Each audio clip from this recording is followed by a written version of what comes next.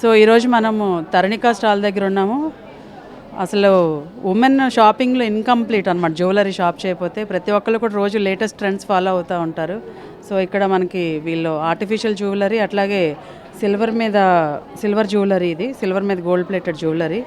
అంటే చాలామందికి చాలా కాస్ట్ పెట్టి అటు ఇటు మనము ఫంక్షన్స్కి ఊర్లు ట్రావెల్ చేయాలని భయపడతారు గోల్డ్ క్యారీ చేయాలంటే. అలాంటి వారికి ఇది హ్యాపీ.